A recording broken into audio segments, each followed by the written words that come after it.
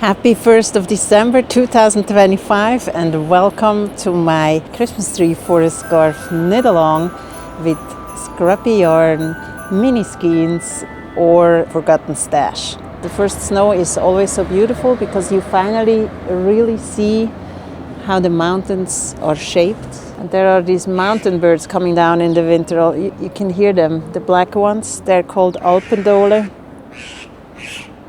If you feed them, you have hundreds immediately. They have little spies that go out and find where the food is, and then the rest will follow. My kids and me gave them old bread one winter, and we had the whole winter about 100 birds on the roof. See, this one says he wants something. They know me. They know me. It's like, where's the food? I love them, but actually the town said please don't feed them because they come in gangs. They're gang birds. But come on, they need food too. Anyway, enough with the birds. I mean, look at this. Isn't it lovely? The blue sky in the background, it's like from a postcard. This is my favorite mountain around here. It's really right behind my house. Now the sun is actually there to the far. You can't really see much because of the sun. To me, advent calendars are very important. They make the days before Christmas more magic. Even though it's cold, you have to work, stress around and get up every morning, you still have the advent calendar that brightens your day and it adds a little bit of magic to the darkness of the winter. So let's have a fun knitting advent calendar together. To talk about this project, let's go somewhere where it's a little warmer. So the units to the fiber calendars are really easy. It's every day the same unit. What changes every day is the yarn. If you know garter stitch, then you're fine. Anything else that involves a little more knowledge than garter stitch, I will explain and you will learn some new techniques. If you're an advanced knitter, this will be still fun because you have those units very fast, and the fun of it is actually the color. And by day 2 you probably know the pattern by heart. It's really easy. The pattern is in the description. If you need visual help how to knit the tree, I made a separate video where you can see how I knit the tree, and I will put a link at the end of the video to the knit video. This is the Christmas tree. We will knit every day from today till the 25th if you want, depending on how long you want your scarf. It feels very soft and warm. For this tree I used this Christmas sock yarn, this mohair and what is this? Cotton, I think. And this white wool, which is merino. This was my first Christmas tree that I knitted and I wasn't happy with it. So I knitted this one after that. In this one the increases are on the outside, so the purl ridges are very straight. This one the increases are in the middle, and I did like a seed stitch stem, which I didn't really like so much. So I knitted this one without the stem, but it wasn't very even. You see, I could see the increases here, which I didn't like. It was very uneven. And then I played around with other type of increases and it got a little bit better. And then at the end, I made this one, which I think is perfect, and I don't think it gets any better than this. Maybe somebody proves me wrong, but this is how good as I can do it, so the increases are hidden. I also changed the stem in my last version. The stem here is a little wider, and here it starts only with 3 stitches and then has 2 short rows, so it has a little more elegant shape. If I use one of those trees in my scarf, it will be only this one, because this is the one that you see the pattern in the description. But I can show you on my old Christmas trees how this is supposed to fit all together. The scarf will grow every day with a tree that you seam and graft together with the old one. And that's exactly the reason why I used garter stitch for the trees, because it's very easy to seam 2 pieces of garter fabric together so it looks nice and neat on each side without any bumps. And I chose to graft this part so it stays stretchy. For the colored trees, I use 2 strands of striped sock yarn, or just striped yarn, together with 1 strand of silk mohair. Since those trees are very colorful, I decided on the other side of the Christmas tree forest, I make the snow-covered trees. So I use mainly gray, black and white yarn here. Just a little bit of black to give a little bit of texture, but mainly bright. It can have very soft hints of another color, like this is a little pinkish, this is a little greenish, but it has to be much brighter than my other trees, so I have the contrast. Obviously, you don't have the same yarn as I do. You can also say I'm doing this side mainly with red colors and this side mainly with black or green colors. What your rule is, you can determine yourself.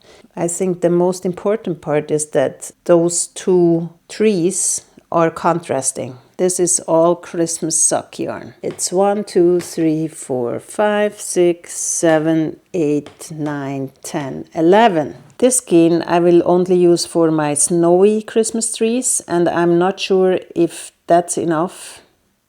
Probably not. If this yarn goes out, I don't have another one, and I told myself I'm not going to buy new yarn, so I will have to substitute this with something else. I have other gray, white and black yarn, so it won't be a problem. It just won't be a Christmas skein. I will pair this one either with white or gray and a hint of a soft color or not, or glitter. I can also use glitter. All my colored Christmas trees have to have at least 1 strand of those Christmas tree yarns in it. I can pair it with other skeins like this one or this one. I have so many striped sock yarns, I won't get bored. And 1 skein of mohair also. I add so it's soft. Pairing 2 yarns that are striped is actually a lot of fun because you can disguise the stripes. Those 2 skeins are very similar because the stripes are approximately or probably even the same lengths. It's just different colors, but the pattern of the yarn is the same. So if you want to have interesting stripes, you should pair your stripes with different lengths. Those are longer stripes, those are short stripes. My rule is that I can knit whatever I feel like in the given day. I don't make a plan, I don't make a gradient, I just pick whatever I feel like, and what happens, happens. The materials you need for this project are knitting needles. I use 6mm double pointed. You can also use single pointed or circular needles, doesn't really matter. You have to see with your yarn what's better, 5mm or 6mm or even 7 or 4. It doesn't really matter. The only thing that can happen is that your scarf gets a little bigger or a little smaller, in which case you can always let a tree out or knit more trees or make the trees longer or shorter. Safety pins to hold those stitches. There is always 5 stitches on each side. So each tree needs 4 safety pins. Every day you graft and seam the new tree onto the old tree, so you actually only need 8 safety pins. If you don't have safety pins, don't go buy any, because you can also use paper clips. You just have to bend them open and attach them to the live stitches like this. It's good enough. It will hold till the tree is finished. If you don't have paper clips, I have this collection of that wire, you know, when you buy something and the plastic bag is wrapped with these little wires. For some reason, I collect them. I don't know why. I never throw them away, so I have this tiny drawer with all those wires. And they come in handy, you know. Sometimes you have to wrap it around some cables. But actually that would work very well as a stitch holder for this project, because you can just slide it in, turn it around and even secure it. So if you have those laying around too, just use those. You also will need a wool needle to seam, graft and weave in the ends of your trees, and a scissor to cut off the yarn ends. By the way, talking about weaving in ends, the good thing about those trees, each tree has only 2 ends. I specifically designed this tree to not have to cut yarn, for example, for the stem, because it would mean at least 2 more ends to weave in, if not 4. I also let one tail of the yarn very long, so I can use it to seam and graft, which also gives me less to weave in at the end. What else? Your yarn. And that's it. All right, let's knit the first tree together. For the tree today, I use this Christmas sock yarn that has no glitter in it. This mix, it's superfine merino, camel and silk. And this sock and lace looks, because it has glitter in it. And it's brown and green. And it's going to be a very green brownish Christmas tree today. We start at the tip of the tree and knit down. Oh, by the way, I just had to pull them out. I painted those trees for my kids when they were little, together with some other Christmassy figures, which I will add every day so you can see them all. They used to be in an advent calendar I made for them. Every day there was 1 or 2 things inside, and they could build a whole village at the end. Aren't they cute? With those little snowflakes. I like them. So we start with a 3-stitch cast on. Doesn't it look fun? Look at this, so nice. And this is my 1st of December Christmas tree. I think it turned out very nice. It's very fluffy and soft. This is the wrong side.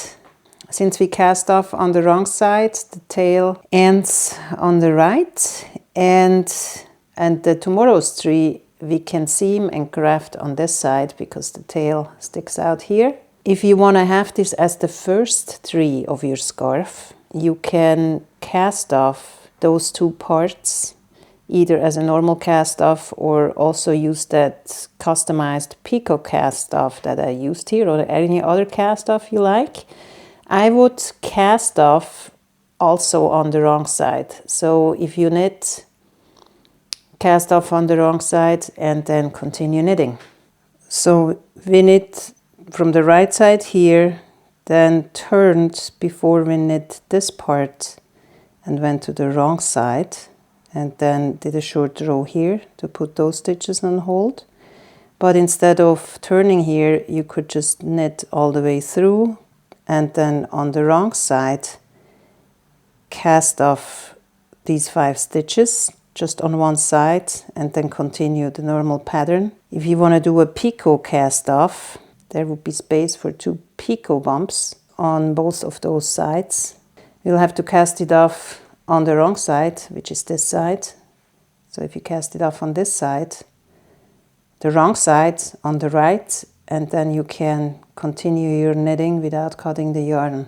And if you don't want to have this as a first tree, or you don't know it yet, you can just do it like me and at the end cast those off separately, or even add a half tree. We can talk about this along the way. So let's knit the next tree tomorrow, and I will show you how I seam and grafted to this tree. If you don't like garter stitch at all, I love garter stitch. It looks so simple and raw and nice. But a lot of people don't like garter stitch, which I totally understand. You don't have to knit your trees in garter stitch. You can do stockinette stitch or any other stitch, lace, whatever. It's not going to be the same to seam it. What I suggest, if you take another stitch, maybe you can do 1 stitch at the corner of your tree in garter. So you just knit the first and last stitch on both sides, so you have a garter ridge, and that gives you the possibility to seam it just like I will. You will see a little border, but it could look cute. I want to try this actually. I haven't tried it yet, but it would be cute probably. So one side could be stuck in it. So one tree could be stuck in it and the other tree could be the back side of the stockinette and then stuck in it. And you could turn it around so each side of the scarf still looks the same and you have that nice little garter stitch border at each tree. It's up to you. I'm so happy you're here knitting with me through the Christmas tree forest advent. I hope this inspired you. I hope you stick around till Christmas and work on your scarves. I hope I can see your scarves. I would be so interested. If you haven't subscribed yet and you want to knit along, subscribe. If you want to see how I knit the tree, you can watch this video. Or you can just jump to December 2. Thank you so much for watching and I see you tomorrow.